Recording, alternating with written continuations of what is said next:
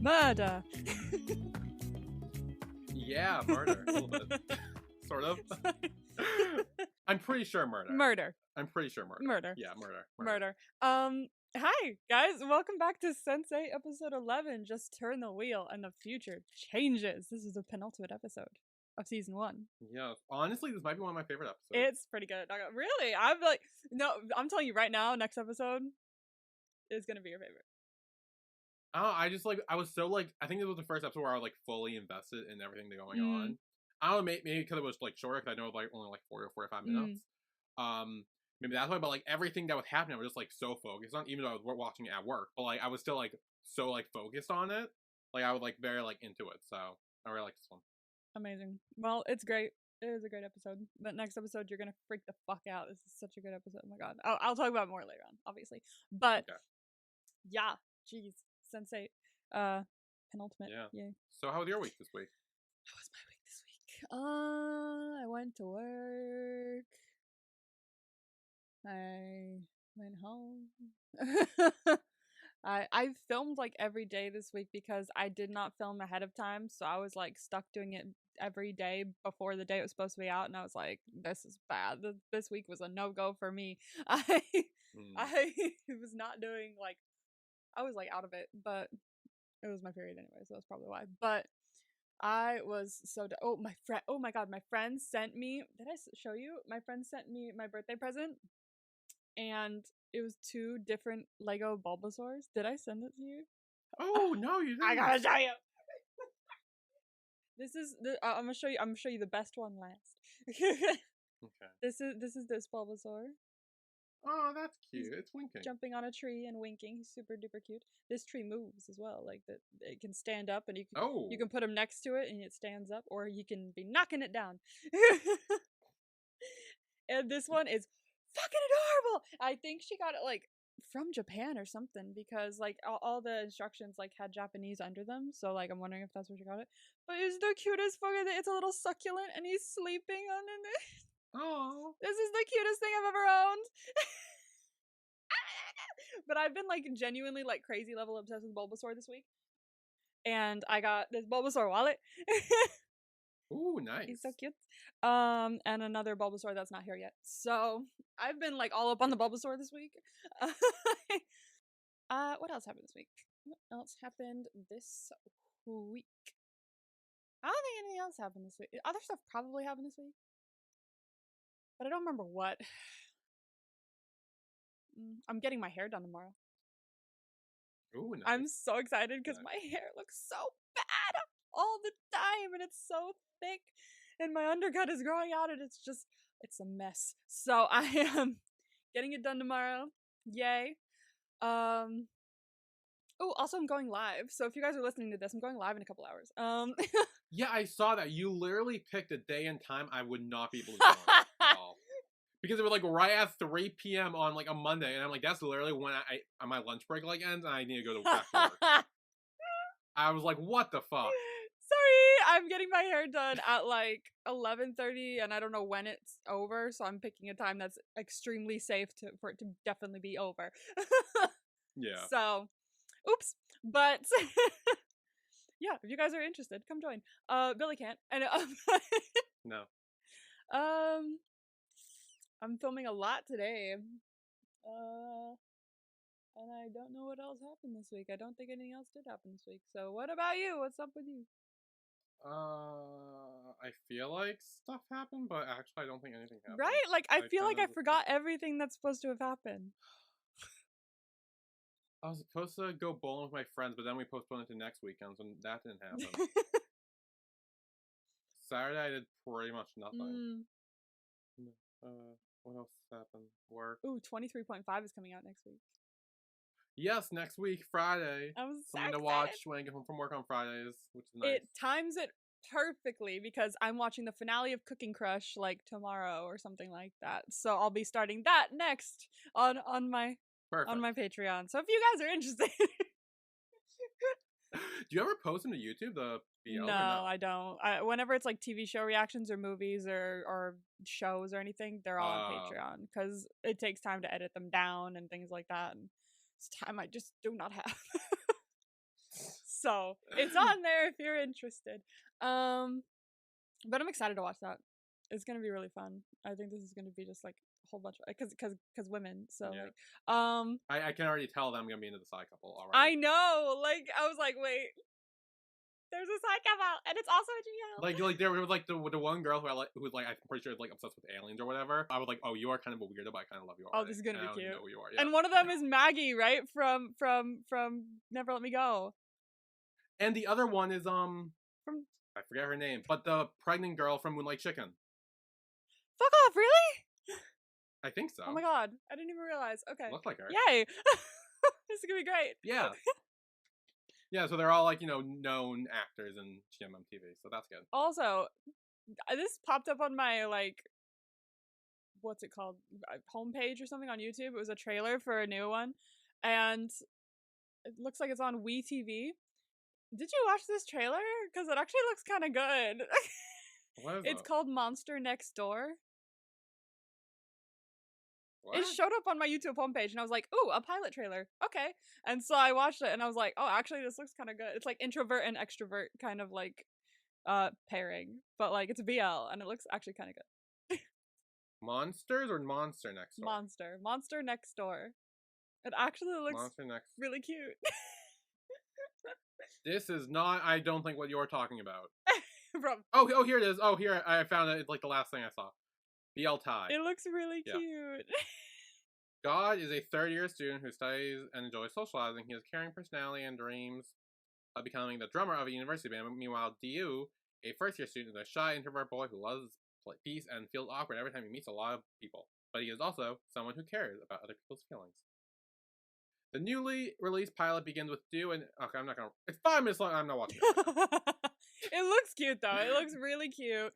And I already vibe with Du because, like, there's like a scene in the trailer or something, or the pilot trailer that like the teacher, like, he's turned around and he's like talking fine and he's presenting fine, and the teacher's like, no, you need to turn around and face all of your students. And I'm like, bitch.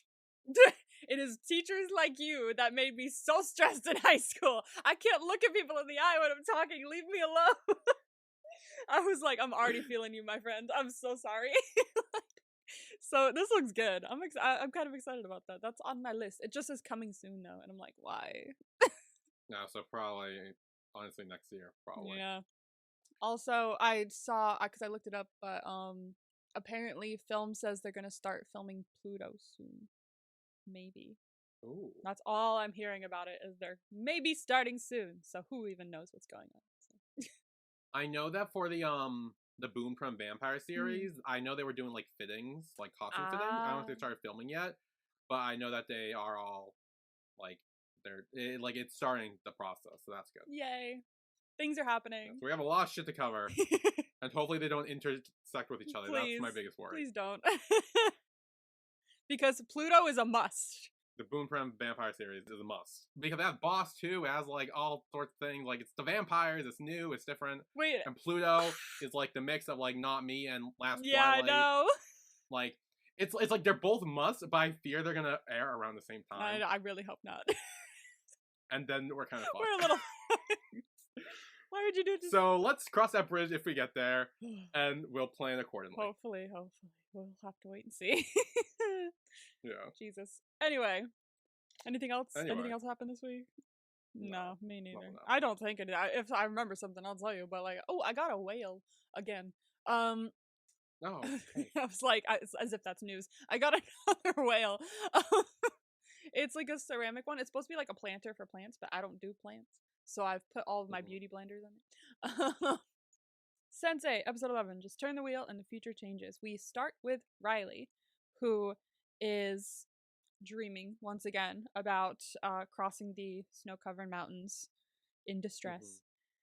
And in the present, like not in the dream, she is laying in a hospital bed with surgical lamp above her head. She's out of it. She's saying she's cold. But when she comes to a little bit, she kind of sees Magnus, her husband, staring down at her, saying, come with me. Just come with me. It's okay. And as she tries to reach out to him, he disappears, and Ursa is there in his place. And she's like, you stupid girl. I warned you what would happen if you got caught. And Riley says she's sorry, but Ursa says it's okay. You won't have to apologize anymore because you're going to die here. Damn. Oh no. So Riley's in a very bad position at the moment. It could be worse though. She's just in a hospital. She's not like taken by BPO or anything. So yeah, currently still in limbo there. So we kind of cross over to Nomi and Will, who are freaking out about the situation a little bit. Nomi wakes up panicked, knowing what's happening with Riley. And she's walking around her kitchen trying to figure out what to do. She's like, well, obviously they don't know yet because they don't have her on lockdown like they did me. yeah, And then Will pops up and they want to see if BPO has any information on Riley, anything, but Nomi's hacking equipment is gone. They took it all when they raided her apartment. So she's kind of screwed there. She can't really figure out anything. And Nomi asks if Will can use his police codes to find them. And he's like, I'm on suspension. So they're both kind of screwed in that area. They have lost access to all the ways they could help right now. yeah. And Amanita's kind of like joining in on the conversation, which is kind of fun. Like she's watching it from one side, but she's still like in the conversation, which is kind of cool. Yeah. Like Yeah. she's just there for it. I fucking love Amanita. And like this is so normal to her now, which is kind of crazy. Like she's treating this as if it's like the most normal thing in the world, and I just love that. She's just great. So they run out of ideas pretty much. And they're trying to brainstorm and figure out what the hell to do when they hear a knock on the door of Nomi and Amanita's apartment. And Will's like, I would not answer that. As a cop. I would not answer that. Don't answer that. And Nomi makes a good point. She's like, but if you're looking for a fugitive, would you knock like that? I don't think you would. I mean, like, good point. Yeah, I don't think you'd be like, hello, is anyone there? Like, you wouldn't really announce yourself. You'd break in and be like, I'm looking for you. Like, unless you're like trying to be like undercover. Yeah, but yeah, not really many people would. If you were trying to be undercover, you'd probably find them in different parts and different places, not just their apartments. So, yeah, so she makes a good point of, they wouldn't really knock like that if they were looking for me. So they get ready just in case it is someone looking for her. Yeah. And Amanita gets her hairspray and lighter ready. And Nomi yanks the door open, and who is it looking cool as a cucumber? It's Bug! Yeah. Bug is back! I fucking love Bug. The first thing he says to her, he's like, hello, angels. I'm like, I love you. You're great. he carries on with that throughout the rest of this show because of the like one Charlie's Angels like comment he made when they first met. Or when we first met him. He was like, if you're doing some Charlie's Angel shit, count me in. And so throughout the rest of the show, he carries on with angels. Like he calls them angels all the time. I love him. So it's Bug. Bug's at the door. Hell yeah.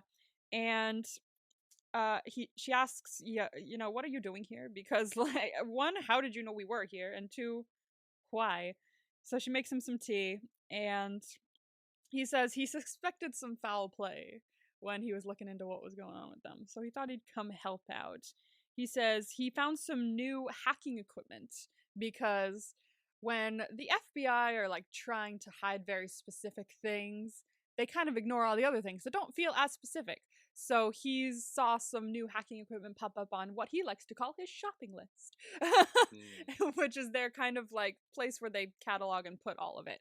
And he was like, this all looks like the stuff I gave Nomi. So something weird's going on.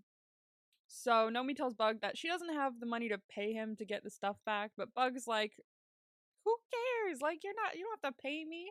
I would be still in prison if it weren't for you. So I shall give you all this back. He does dead name her, but again, this is like the one only other time he does that because he's still learning a little bit, and he corrects himself immediately as well. Yeah, I noticed he did like correct himself. He's like, Nomi, I promise, Nomi. So he was still learning at that point, but I think this is the only other time he does it. Like he learns fast. Well done, Bug. So he says he figures that they can't really shoot back without any bullets in their guns, so he's brought some. Puts a suitcase, briefcase thing on the table, which evidently is holding a lot of equipment, and Nomi's like, fuck yeah. So Bug's there, he's ready to help, and Nomi's got all her equipment back, so it looks like we can start helping Riley. So now with Capheus, who is a big part of this episode as well, he's headed to Jella's home. He brings Amandi with him, and Jella's like, "Hey, I thought we were gonna go work on the Van Dam tomorrow. What are you doing here? Who's this?" And Cappius doesn't really say anything, so he bends down and goes, "Hey, what's your name?" And she's like, "I'm Amandi Kavaka," and he's like, "Oh fuck." Yeah, he's like, "Oh shit, no." He's like, "No, no, no, no, no, no, no. I'm not here for that." And Cappius asks him for a favor to take care of Amandi at his home while he's gone. And if he doesn't come back, or if it gets a bit too late, here's the number for her French teacher. She knows what to do. He asks him where he will be. He's like, "Okay, what do you mean if you don't get back? Or where are you going to be?" He says he has to go settle a debt. And Amandi interrupts for a second, asking, when will you be back? Because I want you to be back too. And he says, "Don't worry, Van Damme always comes back." And he turns around, walks off, and Jella stops him for a moment just to say, "Hey, I'll see you tomorrow. Like, I better see you tomorrow. You better not fucking die." And so he nods to him and continues to walk off. So Cappius is going to do something. Now with Kala in Mumbai, Kala is walking along the promenade with Rajan.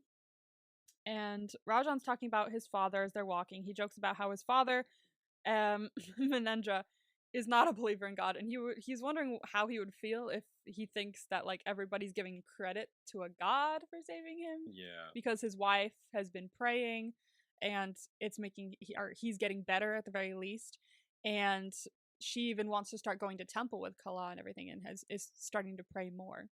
And he's wondering how his father's going to feel about that. Kala is kind of nervously talking. She's kind of rambling on a little bit, and Rajan's like, "Hey, are you okay? like I know you want me to go. Like, I want to go back to the hospital, and I know you know that I want to go back to the hospital. But like, I'm kind of nervous about the fact that you have wanted to come on this walk and talk about something. So why don't we just talk about it? Because you seem a little nervous." And Kala is still struggling to talk about it, but she continues anyway. She says that it's about something that she didn't tell the detectives, and she didn't need to tell the detectives because it has nothing to do with them. It was a private matter. Yeah. And she felt it was right to only really tell Rajan because all it had to do with was Rajan. And she tells him that the reason Manendra was there was because he was reconsidering their marriage and wanted her to say no to him. And Rajan's reacting a little nervously, but she continues on, and Rajan asks her what she told Manendra. She's like, what did you say back to him? And she said there wasn't really much time to say anything. He was too busy getting stabbed. So it happened all very fast. And he says, I admire you telling me this because I know how difficult it must be for you to hold on to that secret, because he's the best fucking human in the world. So good. I love Rajan. So this, like, I already did, but like going through this and taking notes and everything is making me realize how much I fucking love Rajan. Like, he's such a class A human. Yeah. What a man. He says that he admires her for telling him because lesser women or a lesser person probably would have held on to it and said that he was happy we were getting married and would have given us all his blessings, and he would have known that she was lying. And she's like, "What do you mean? Did you know that he didn't want us to get married?" And he says, "Of course." And she was like, "Is that all I was to you? An act of rebellion maybe or something?" And no. No, of course not. He was like, "No." He's like, "Honestly, it may have added a little spice to my attraction to you at first, but that's not why I proposed to you. Yeah. Like, I love you and I trust you, and that's why I wanted to propose to you and marry you. And because I can see our life together as we grow old." And I'm like, how do I find someone like you? Like, for real. But he's being very honest as well. Like, yeah, it may have added some spice to it, but that's not the reason. That's not the reason of any of this. And it kind of quells her like stress for a second there, and she's like, "Oh my gosh, this man really loves me." Like, what do I do? Yeah. And he asks her if she still wanted to marry him, but before we get a reply, the scene cuts, so we don't see her answer. And I don't think we're gonna see her answer in this season, actually. I gotta be honest with you, I don't think we're gonna see it. Do we get...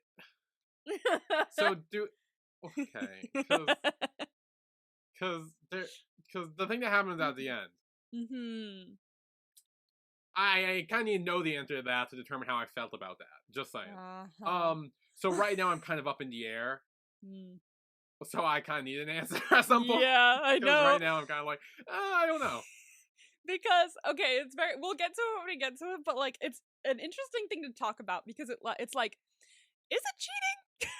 If he says, "Do you still want to marry me?" and she said yes, and then kissed Wolfgang, yes, that is cheating. If she said no, or I don't know, or maybe kind of like made it more gray, then it wouldn't be.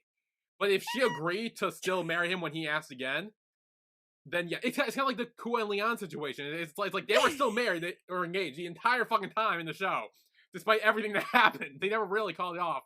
Like it would be the same thing.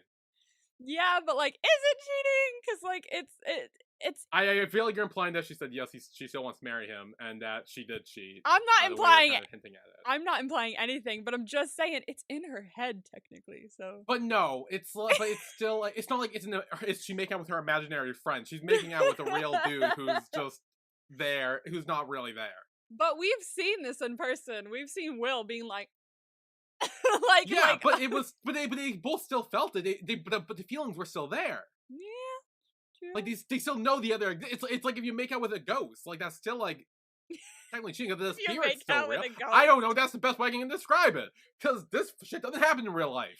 I don't know. But yes, I will say if Kala said yes, she still want to marry Rajan, and then made out with Wolfgang, yes, it is cheating. It's especially because that was a heated kiss too. It wasn't just like a little peck; it was like a heated kiss. So like that is definitely cheating if she agreed to marry him again. Just saying. I don't know. I guess Anyway, we'll get there when we get let's there. move on. Because I don't think we find out what she says in this season. Like, I don't think we find out. Oh, what the fuck? Damn it! Come on. What? Sorry, if we decide to watch season 2, you'll have to know later. This is how I hook you. It's okay. Anyway. We now move on to Nomi. Nomi is finishing up her hacking. She's still working on some stuff. And she informs Amanita that she set up traps to block any online communication that mentions or is related to Riley. She's figured that they would probably move her to a more confined and secure place if BPO already knew. And Amanita's kind of sad for Riley. She's like, this is just really sad. And her poor father as well, who's apparently been there the entire time. He has his ukulele. He's been playing her music as he's been sitting next to her. And it's sad. He's always worried about her. He loves his daughter more than anything. And Nomi visits Riley and is watching him sing to her. And Amanita asks how she is. Nomi says that she's still in the ICU, but she's not alone because Will is there too. Will is there too. He's holding on to her hand and making sure she's okay, stroking her hair. I fucking love it. Yeah, he's really worried about her, but he really loves her. And now with Capheus, we're gonna get into it. Goodness gracious. This is like the big, I think, thing in the episode for sure. Yeah. And yeah. Yeah, it's dangerous. But honestly, similar to what happened, I want to say episode 3 or 4, we get a continuation of it, kind of Sun helping Capheus and now her coming back to help him again. First off, Capheus is driving the Van Damme over to the headquarters of the Superpower Gang, where the gang is very excited. They're like, hell yeah, he's done it, he's here, I knew you'd do it. And so while they're all happy and cheering outside, the other guys go inside with a gun to go and get Amandi, and she's not there. Capheus has not brought her because he's Capheus. He would not do that. Yeah, obviously. I didn't think he would. Yeah, I didn't think it would either. And so once he finds out that she's not there, he's like, what the fuck? Like, where is she? And Capheus says, look, she's only a child. This is between you and me. You have a grievance with me? We will talk about it. And he's like, but she's his daughter, and he killed my sister. It's like, okay, but that's not what this is about. You have a quarrel with me, not my mother, and not a child. So let's settle this like men. And he doesn't respond at first. He's kind of just seething. And he signals his guard to get his machete. And it's like, fuck, he's gonna kill Caffeine. And he swings at him angrily, but to fake him out. It's to make him twitch, to make him bleh. So they're all laughing at him because he flinches when they fake him out. And he kind of goes, I like you. You're funny. Why don't you come with me? And brings him on inside. Caffeine is still a little like stressed because like he's not like oh yeah, you like me, it's fine. No, something weird's going on, and he knows something weird's going on. Back with Sun, actually for the first time in this episode with Sun. Ooh. I was right. T. As soon as he said, I texted you, I was like, wait, I have a theory, and I was right like 2 seconds later. It was so funny because you texted me, I was like, oh fuck, he's getting into it now that I know he's texting me. Yeah. Yeah. Because I want it on the record that I predicted this before it was revealed, or before Sun revealed it, or thought it. I was like, wait, I have a theory, and then Sun's like, oh, you killed our father, and I was like, yes, I was right. Because I was like, oh, I think he killed him. Yes, I mean, you got it right in the text to me. However, in the vibes from last week, you did not. I think because I watched it so late, I forget like all the vibes. I mean, I forget all the Pippe vibes, to be fair. So, I mean, yeah, that's kind of the way it goes. Is we have vibes, then we forget them, so it doesn't really. Then we forget, and it's like, oops. So, so Sun is still sitting in solitary after what happened. And a guard comes over and says, hey, you have a visitor, so follow me. She goes, and her brother is there, shockingly. It's like, what are you doing As soon as here? I saw him, I knew something was wrong.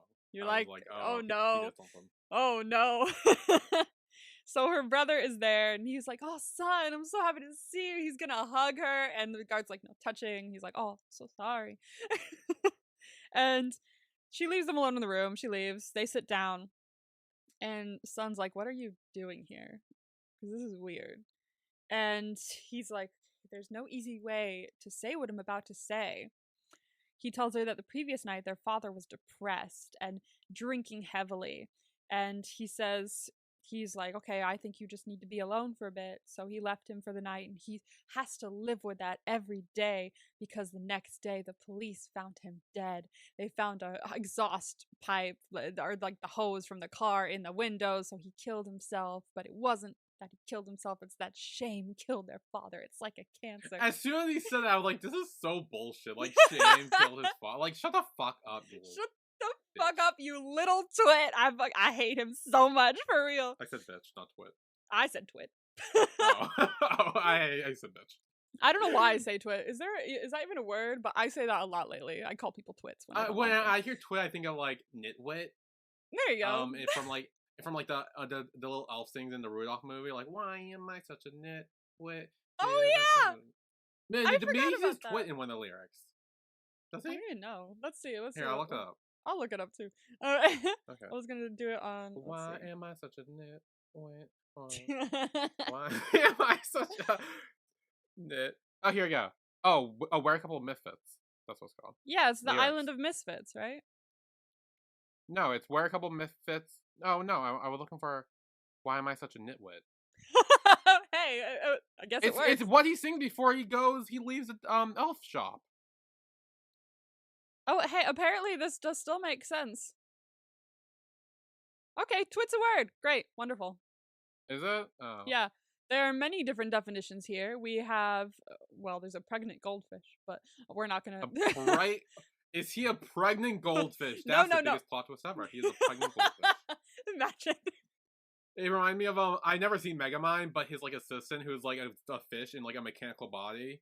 Oh like, yeah, I think I saw that. Like, that's the first thing I thought of, just like pregnant and a goldfish as him.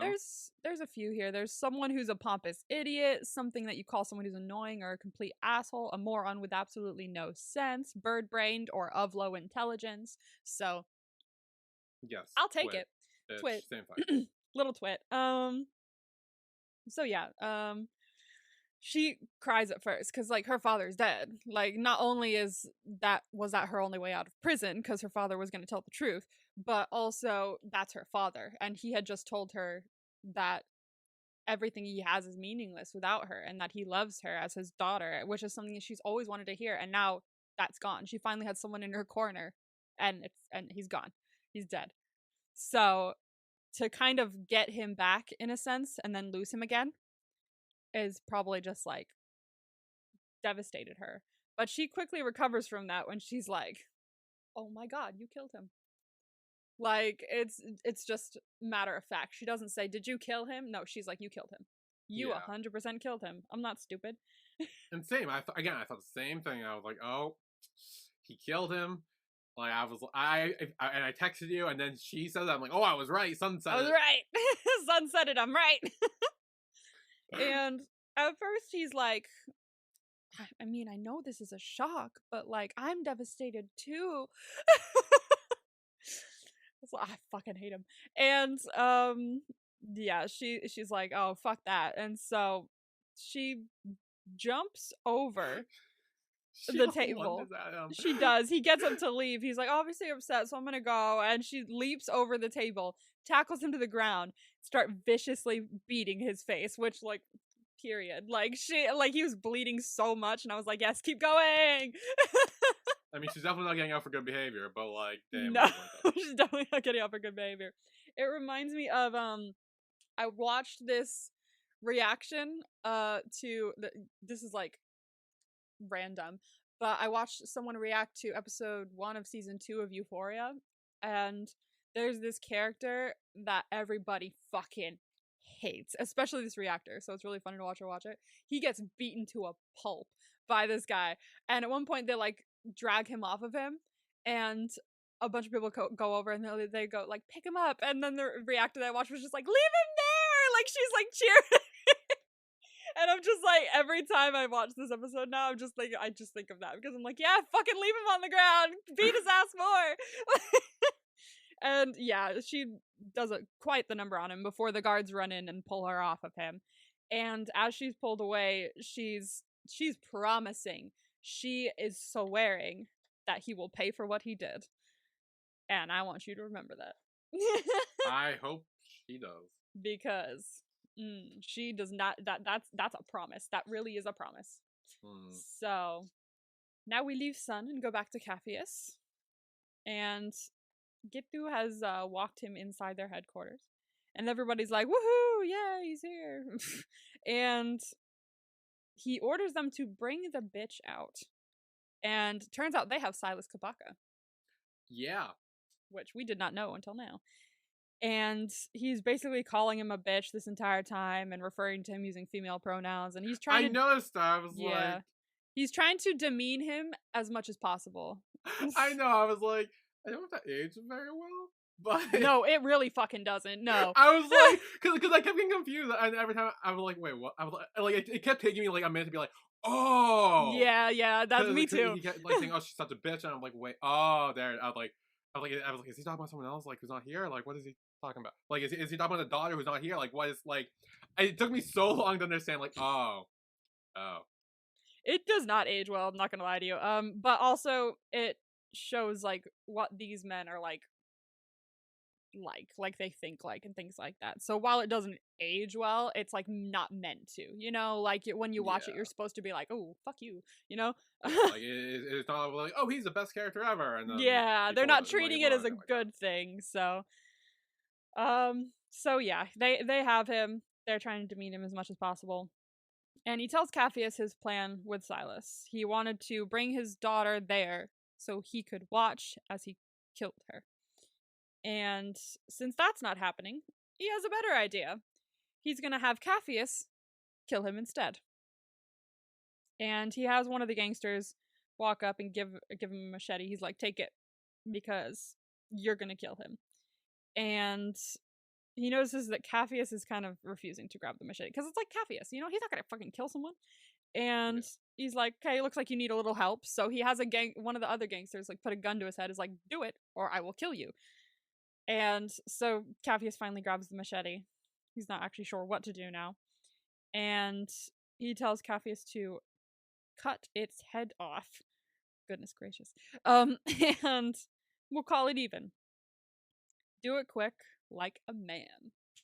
So, Capheus is in a very predicament situation, kind of. He's been in a bad situation. He's kind of stuck.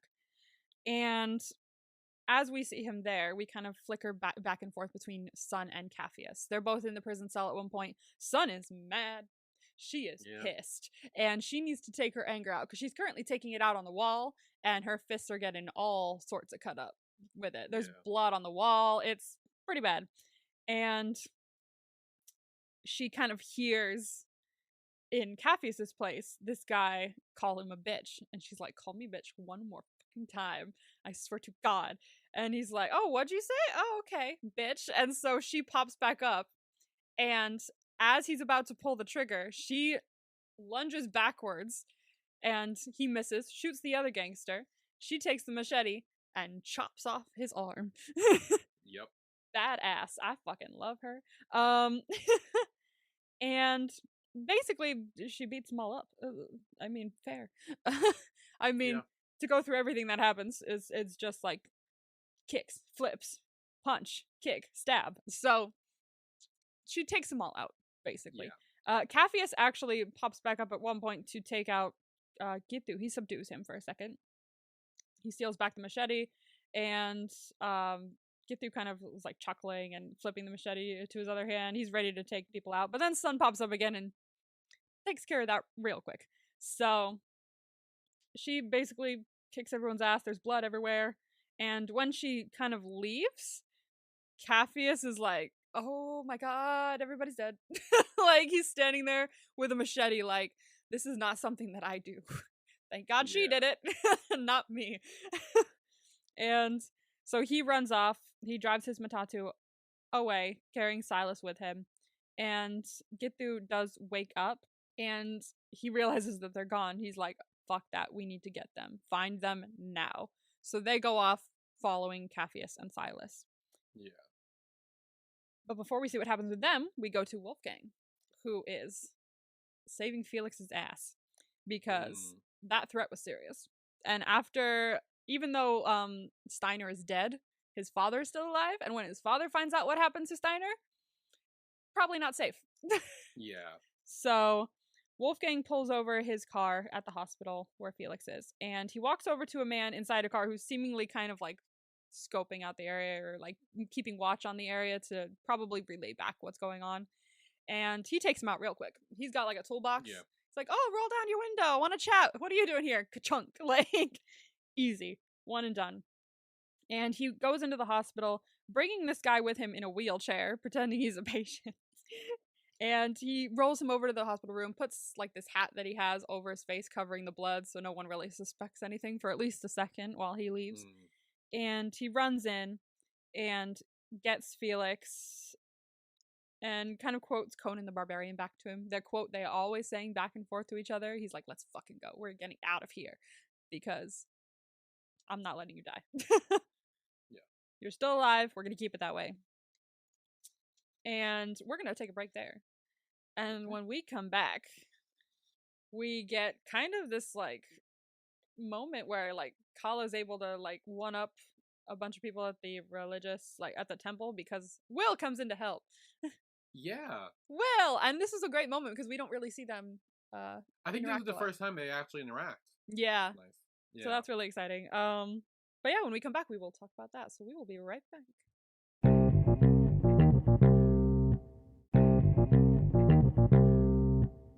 And we are back with Sense8, Season 1, Episode 11, Just Turn the Wheel and the Future Changes. We start off with Kala and Will, which is fun because this is their first time interacting with but you can tell they're still like comfortable with each other because like it's their cluster. So it's like they know each other, but they don't know each other. Yeah, I feel like at this point they're aware of like the whole Sensei cluster stuff where like it's not like, oh, who are you? You're new. It's kind of like, ah, yes, you are another one. Welcome. Like, how are you? Like, I know you instinctively. It's just, hi. I've never met you before. So it's really interesting to see them interact when they've never interacted before. It's a very different vibe. And so in Mumbai, Kala is visiting the temple again. She's walking up the stairs and she sees kind of a shrine to Manendra. And she's like, oh my gosh, this is so sweet. Thank you so much for, respecting him and being like, this is for him and things like that. And they're like, oh yes, it's great. It's great. Remover of obstacles. And she's like, what? What do you mean? they were like, yeah, you're the reason he came here. You helped us enact God's will to, take him out. And she's like, no, no, no, no, no, no. I'm No. not I'm not with that. And he's trying to convince her. He's like, oh, God doesn't like violence, but sometimes it's necessary, and he knows that. And she's like, please, for the love of God, no, like, that's not me. And he's like, no, you're one of us. And she's like, no, I'm not. This is not what I believe in. And she's backing away, and he kind of tries to touch her. And Will is like, fuck that. And Will pops in real quick. He's like, no, no, no, no. And he pins him up against the wall and is like, if you ever touch her again, I will show you what violence looks like. And I'm like, bitch, yes. So, and I just like, every time I watch that scene, I try and imagine it coming out of Kala's mouth, because that's how the guy is seeing it. And I'm like, oh, I know, I hell was yeah. like, I'm trying to picture, because I think he says, like, oh, if you ever touch her again, like, is he like, what are you talking about? Because, like, Yeah, she's like, obviously saying it, so she's like, what? obviously it freaks him out. So he's like, okay, let's go. She wants us to leave. Let's leave. So Kala thanks Will for helping her, and he's like, wow, this is India. This is kind of cool. And she's like, yeah, where are you? He says, Chicago, sort of. And she's like, what do you mean, sort of? And he's like, well, I'm in Chicago, but my mind is here. And they pop in to see Riley. And she says, I remember hearing music in an orchestra.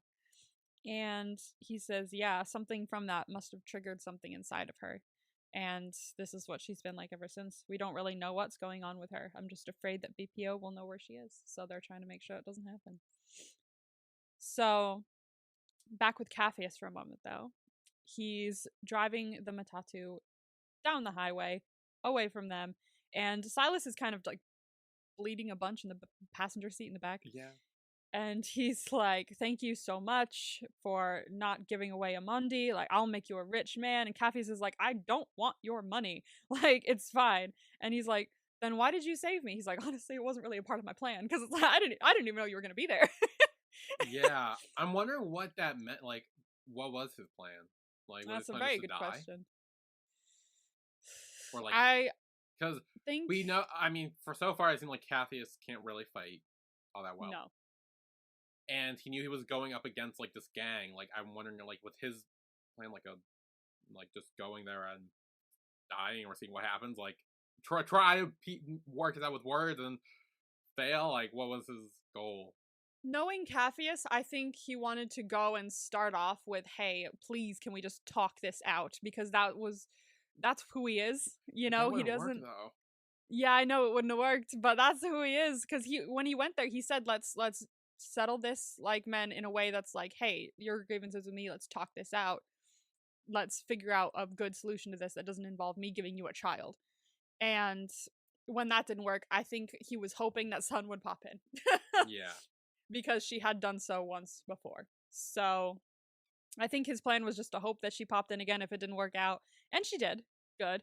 But he did not expect Silas to be there.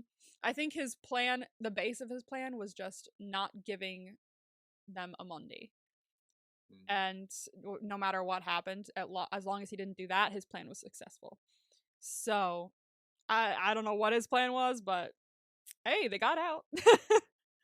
And he got Silas out too, which was new for him, because he did not expect him to be there. However, when they're driving away, there seems to be some traffic. And so they're kind of stuck, like sitting ducks for a second. And they look behind them, and here they come, Superpower Gang, riding on up. And they've got motorcycles, so they can go between traffic. Armed with guns, they're swiftly going up, right up to the bus, ready to take them out. And Silas asks if he has any weapons, and Capheus is like, no, I'm not one to keep weapons in a bus. Like, that's not me. Yeah. And as we've seen historically too, from his love of Van Damme, I feel like if he were to fight anyone, he would use his fists. It's not in his character to carry weapons. He can't do that, though. Like, he can't do that either. That's the problem. He can't do that. Like, that's the issue. It's like Capheus. Like, I get it, but like, no. He's doing what Van Damme taught him, to have courage, no matter what that means. Whether he has the ability to fight back or not, he has courage to do what needs to be done. So that's his thing, is to always have courage. So yeah, one man's going along the side of the bus, and Capheus is seeing him in the wing mirror. And as he does that, he kind of pops in to visit Will and Kala. And Kala's like, oh my god, Capheus, what are you doing here? And he's like, well, I think I'm about to die. So it's like, Will's like, yeah, fuck that. No one's dying. No one's dying. So Will pops over to visit Capheus and goes up to the window where the guy is running along the side, grabs the gun, pins it, shoots him, and steals it. So Will's ready. Will's ready to save Capheus. And Capheus goes back to the driver's seat and tells Silas to buckle up. And he's going to do what he does best in this group of sensates, which is drive. Yeah. Which is drive. So he takes the wheel, reversing the car into the cars behind them. Poor people in those cars, because like they pin the one guy, one of the gang members, up against another car, and this woman's like, "Oh my god, oh my gosh!" She's like, "What the fuck? What the fuck?" Like, it's a mess. But they drive over the what's it called? Like the meridian? What's it? The middle part of the drive area? What's it called? Like barrier or whatever. Yeah. Yeah, one of them things, because Yeah, it's a short barrier.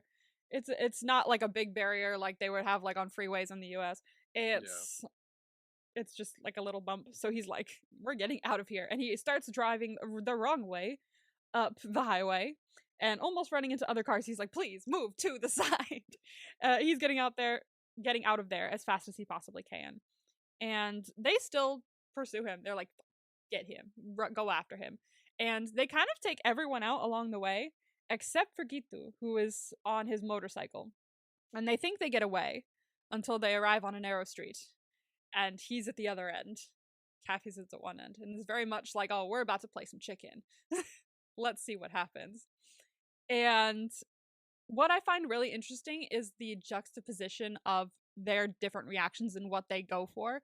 Like, it shows how Capheus fights and how Gitu fights, because it shows Capheus reaching for his stick shift, and at the same time it shows Gitu reaching for his gun to load it.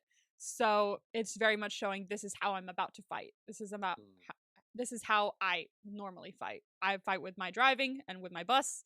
You can fight me with your gun, but we'll see who comes out of this.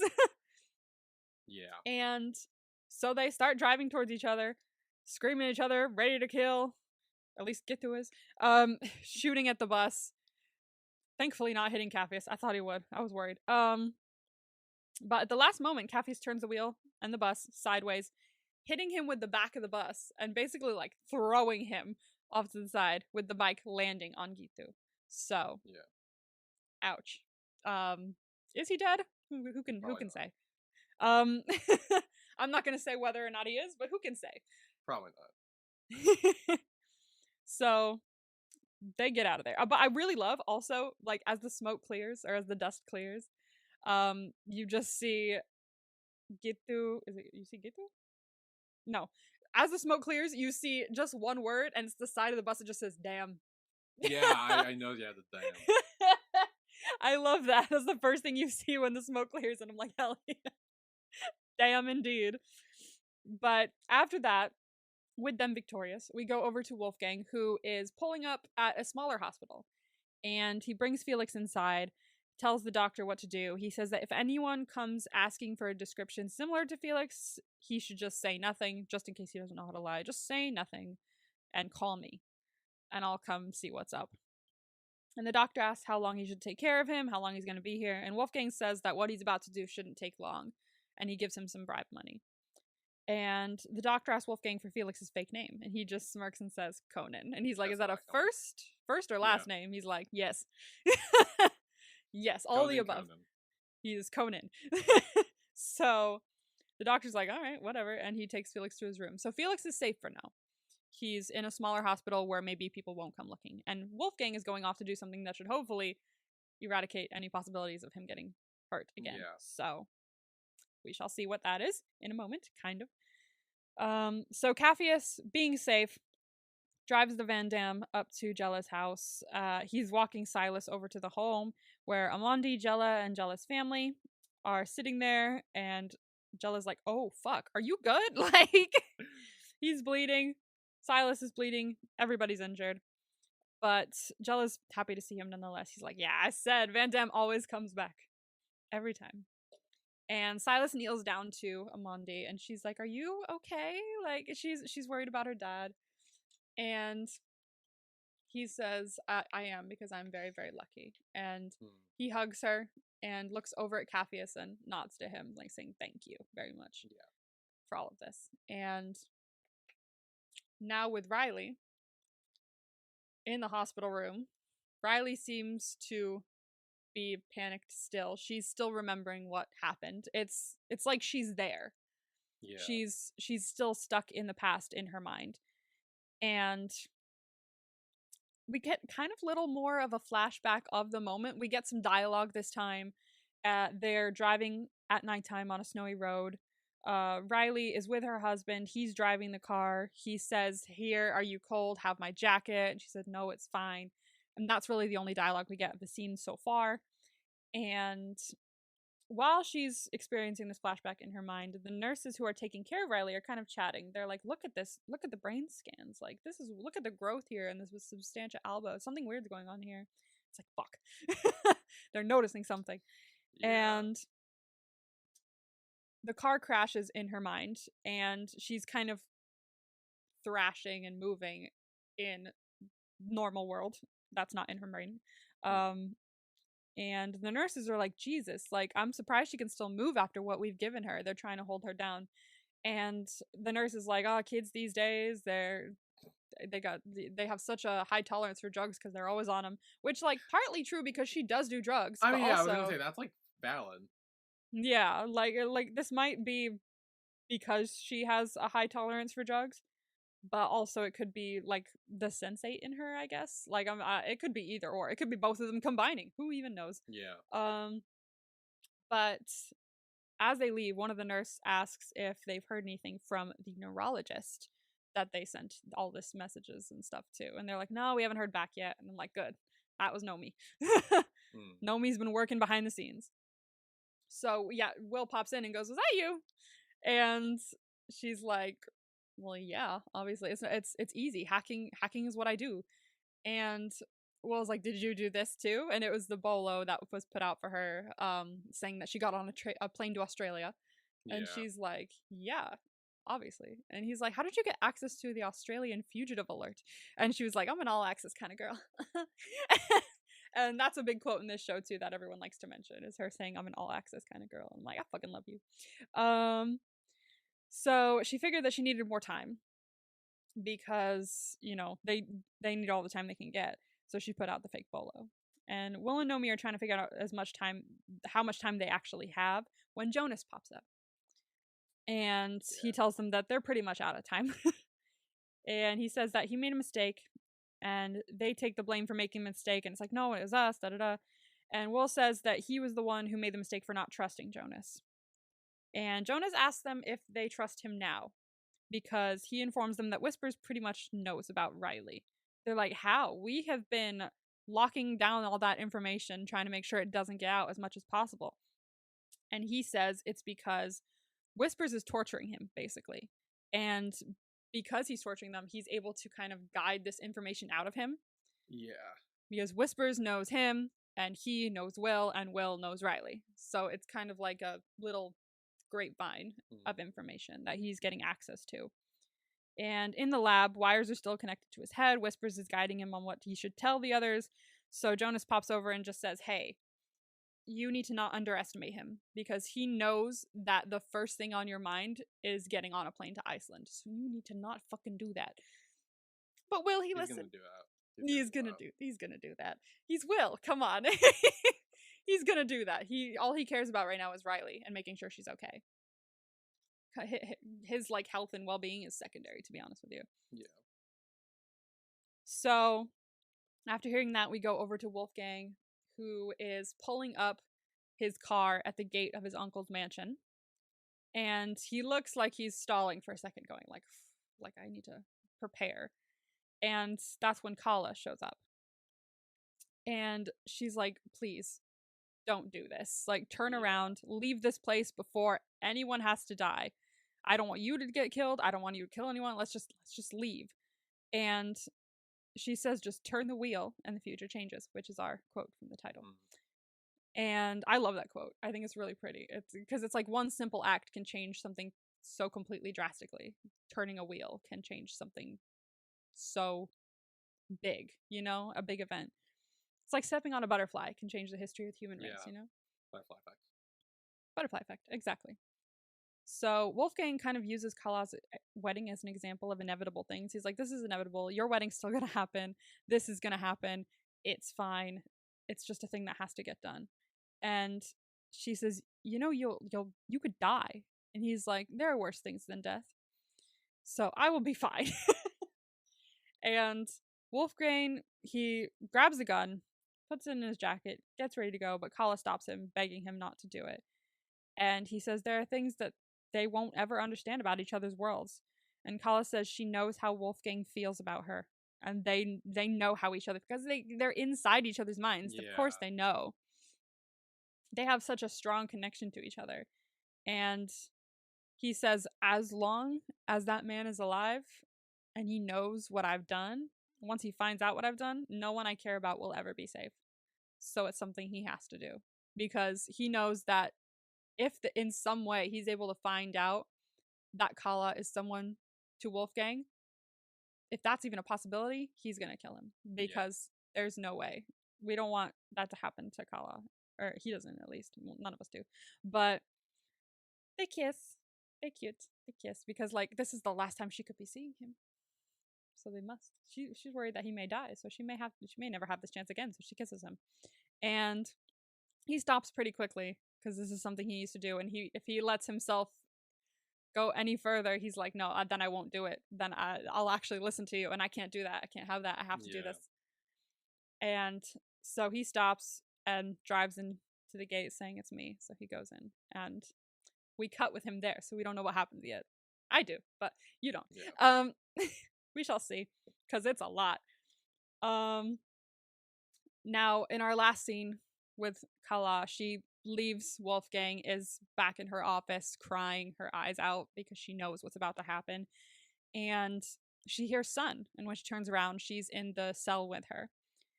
And Sun says, this is life. Life is full of fear, rage, desire, love. To feel no emotion or not want to feel any emotion is to feel death. And Kala says, okay, what do you suggest I do?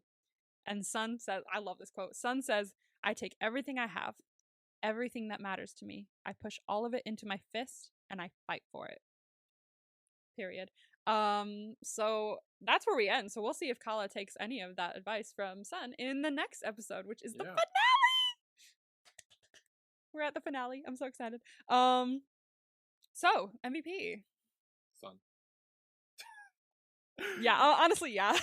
I mean, like, I feel like there's no other option. It's Sun. Yeah, like, a couple people did some great things in this episode, but Sun kicked her brother's ass, which I just love seeing. But also, she helped Capheus. Capheus again. Yeah. So. Also, she helped Capheus again. So she was up and ready. Like, honestly, her helping Capheus was, like, getting her anger out of her brother. She was like, oh, I need some stress relief. I'm gonna go kick ass. So, like, period. And I love that last quote from her. Like, that is basically the whole idea of her character, is to fight for what she wants, like, and to actually fight for it, like to kick ass for it. And I love her. So I agree. Sun is 100% the MVP of this episode in my mind. Okay. Grades? Sure. Let's see. I don't remember. Yeah, you're like, I don't know if I want to know. Okay. You kind of got like 50-50. Actually, 2 out of 3 if we're not counting the title. So oh, good. Solid. Not the worst. Not the worst. For the title, Just Turn the Wheel and the Future Changes, the 2 senseis that involved was Kala and Wolfgang. You said Capheus and Sun. No. But I see where you were going, because Capheus drives the Matatu and it's his thing. I'm like, that's so fitting for him. But that would have been so fitting. No, it's not. So we had Murder. You said was Wolfgang. It was not. It was Sun. Sun and her brother. So Murder. No, that was that was for Sun. And the 2 you got right was saving someone after they're kidnapped. You said had to do with Capheus, maybe, and I don't remember why you said it, but you said Capheus, so check. Yeah, no, I think I was more talking about like Silas's daughter. Yeah, but you were right. But it was kind of like in the same realm. So yeah, in the same realm. You said Capheus, so you got that right. Keeping someone off the radar, you said was Will, Nomi, and Riley. You guessed all 3 correctly, so I'm gonna give you 3 points for it.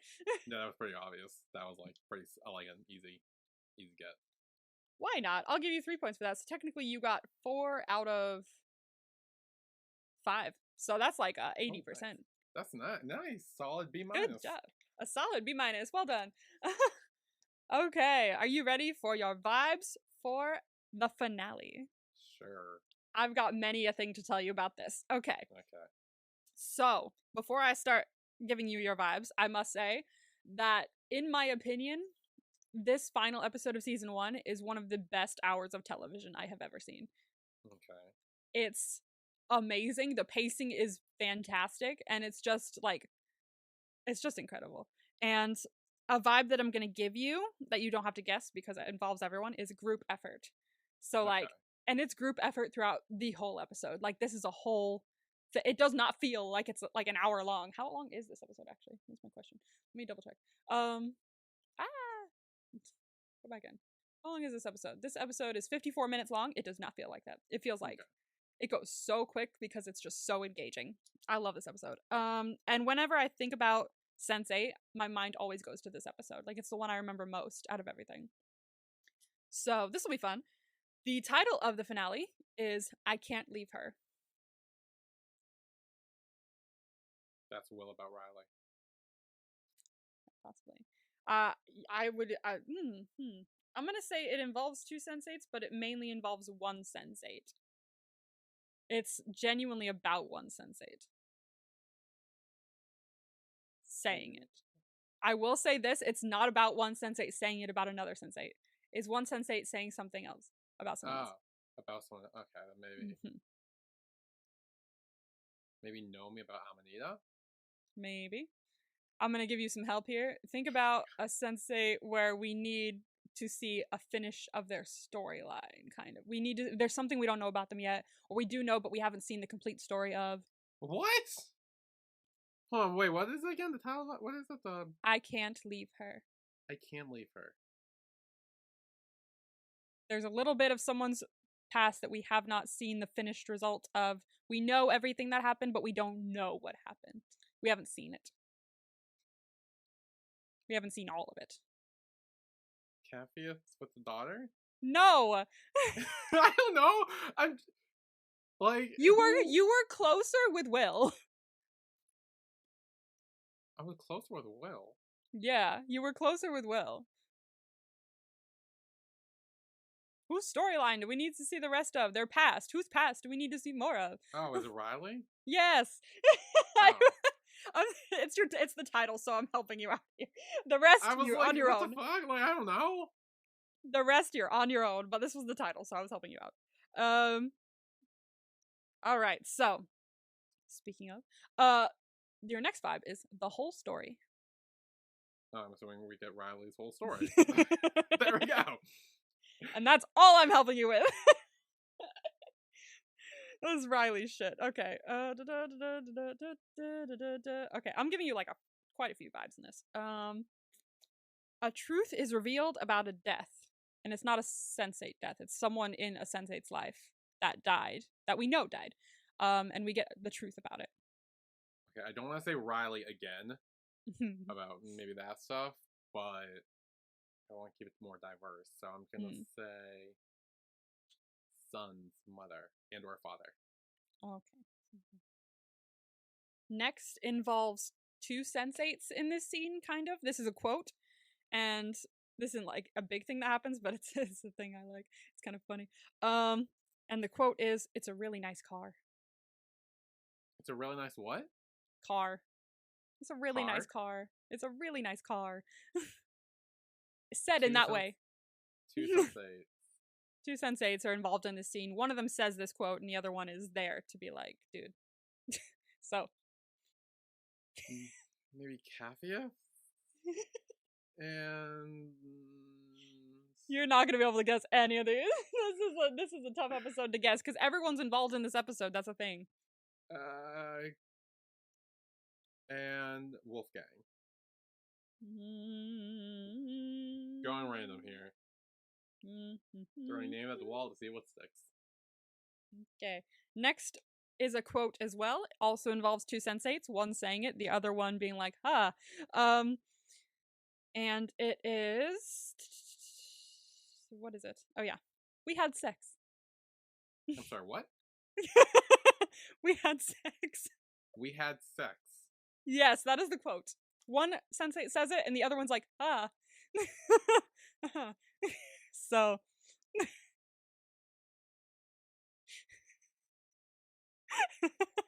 I mean, this is an episode, man. This is a fucking episode. Wait, are you saying like we had sex as in like the person saying it to the other person like we had sex, or like we as in referring to someone else? No, saying it to the other person is like, oh, we had sex. Like the two of us had sex. Yes. Like, and the person's like, oh, really? I didn't know that. Which sounds weird now that I think about it. So, okay, no, I was trying to do that. So it like, did it involve the people from the clusterfuck? Yes, I will say that. Okay, see, that narrowed it down to 4. Okay. Who was in the clusterfuck? Okay. Yeah, who was in the clusterfuck? Remind yourself. So it was Leto, Nomi, Will, and Wolfgang. I feel like Wolfgang might be one of them because he wasn't really like involved as much. He was kind of just like, chilling in the tub, and he's like, oh, like, really? I didn't know that. He was chilling in the tub. And maybe Leto? Okay. Damn. Not your last vibe, but your last vibe that you have to guess something for is drugs. Drugs. I will elaborate a lot of drugs for the purpose of becoming unconscious. I was gonna say, does someone like you fill Riley up with drugs to try to like kill her or do operation on her or something? Because they said earlier in this episode that they like, how is she still moving with all the drugs in her? So I wonder if they like crank it up a bit. Crank it up a bit. Okay. All right. And I will give you one more vibe, but you do not have to guess this because it has to do with my personal experience with the show, and you will not know what the fuck I'm talking about. So there's a moment in this episode where my heart dropped to like fucking hell, like the center of the earth. I was stressed. Like the first time I ever watched this show, I remember watching this with my mom as well. We were both like, like it's stress inducing. It's a deep, like, it's a moment that makes you like really go like, fuck, like, dude. It's a moment, and I think you'll know when you see the moment. I hope, because it's like a moment. Like, they want you to feel this shit. So, damn. But I will say that it involves an elevator. Oh, an elevator cord snap? I'm not going to tell you what happens, but I will I'm say just saying that's a guess I have because... Just remember, elevator. I mean, you talk about your heart dropping, maybe the elevator drops, and it's just like a whole, like, maybe that was like, I don't know, maybe that was a clue, I don't know, maybe I'm looking way too much into this, but that's my theory, is that an elevator drops and, like, someone does that. It involves an elevator, that's all I'm gonna say. Okay. But it is a moment. Okay. But yeah, that is Sense8's episode 11 of season 1. Just turn the wheel and the future changes. I will see all of you with Billy, because I said I'm like, hey, I'm here too. Billy won't be here. We'll see all of you next week for the finale of Sense8 season 1. I can't leave her. Woo. It'll be really good to talk about because I'm fucking excited for this. Like, for no lie, I want to do these notes like so fast, but I have so much to film today. But I want to sit down and really like watch this episode and really write down notes because I fucking love this episode. It's like my favorite episode of season 1. So yeah, I'm very excited to talk about it.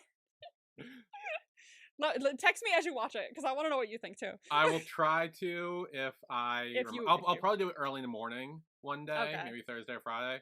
Yeah. And I'll just like be like maybe like sending you videos if I remember, or like depending on what I'm doing, like recording wise and editing. So we'll see. If you reach the heart dropping moment and you're like at home watching it, not at work or something like that, if you reach the heart dropping moment, if you reach the moment with the elevator, I want to see your reaction. When I get to the elevator, I'll be like, okay, here it is. I'll like pull it up. I found the elevator. What is going on? Okay. Okay, so yes, we will see all of you next week for that. It'll be really exciting. So see you then. Bye. Bye.